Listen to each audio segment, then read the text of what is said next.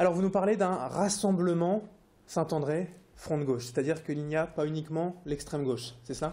Ben, je ne sais ce que vous entendez par extrême gauche. Ce qui est sûr, c'est que nous avons des vues vraiment à gauche.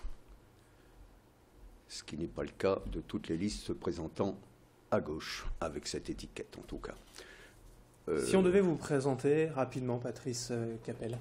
Eh bien, je vais tâcher de faire ça très rapidement. Je suis, disons, encore un jeune retraité, puisque près de 5 ans.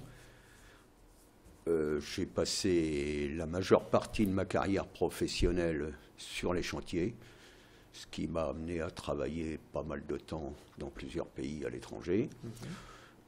J'ai fini ma carrière en tant que chef d'équipe, et voilà ce qu'on peut en dire. Et l'ambition politique aujourd'hui, elle vient d'où?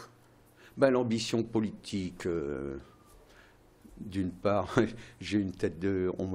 je me voilà aujourd'hui à la tête d'une liste. La raison essentielle, traditionnellement, à Saint-André, depuis 37 ans, on était alliés, il y avait des listes d'union de la gauche au municipal. On a d'ailleurs dirigé ensemble cette mairie pendant 2 mandats avec les socialistes.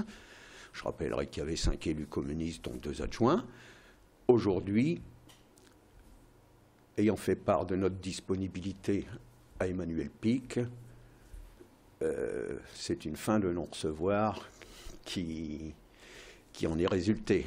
Un rassemblement entier de la gauche n'était pas possible à vos yeux, il fallait d'autres propositions, c'est ça? Ah non, c'est pas de moi, c'est de la part d'Emmanuel Pic. Entredit au grand désarroi de pas mal de militants socialistes andrésiens que je connais. Alors ça veut dire quoi finalement? Une politique à gauche, toute avec vraiment des propositions de gauche, si vous deviez donner quelques sujets prioritaires? Ah ben, la raison essentielle pourquoi il n'y a pas pu avoir union, c'est que le Parti communiste ne soutient pas le gouvernement. Je ne vois pas en quoi on pourrait soutenir un gouvernement qui se dit de gauche et qui économiquement n'applique que des formules de droite. L'austérité aujourd'hui, ça existe. On continue à démanteler des services publics. L'étranglement des collectivités locales, ça existe. L'État doit aujourd'hui quand même 3 milliards d'euros au département. Demain, il s'apprête dans les tiroirs, il y a un projet de ne plus rembourser pour les communes la TVA sur les travaux qu'exécute la commune. Ça, c'est le gouvernement actuel qui se prépare à ça. Donc, là, on est sur la politique nationale. Oui, voilà. Ce que vous proposez pour Saint-André-et-Lille dans cette politique de gauche, quels sont les sujets majeurs qui vous tiennent à cœur?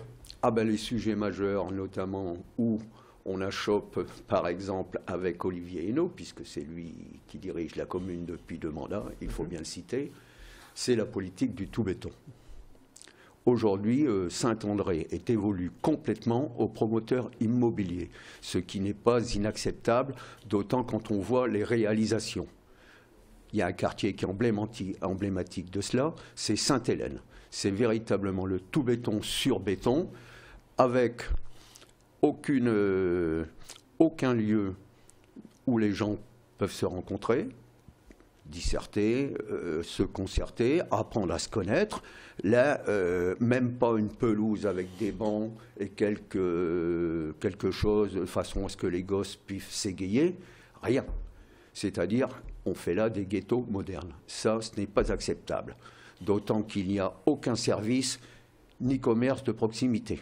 L'emploi aussi, pour vous, c'est un cheval de bataille avec des usines emblématiques à Saint-André? Effectivement, les usines emblématiques, que d'ailleurs j'ai bien connues pour y avoir travaillé, mon travail, je travaillais dans toutes les usines de France et du monde, quoi. Alors comment faire pour sauvegarder, en tout cas, doper l'emploi? Doper l'emploi, on peut quand même attirer des entreprises.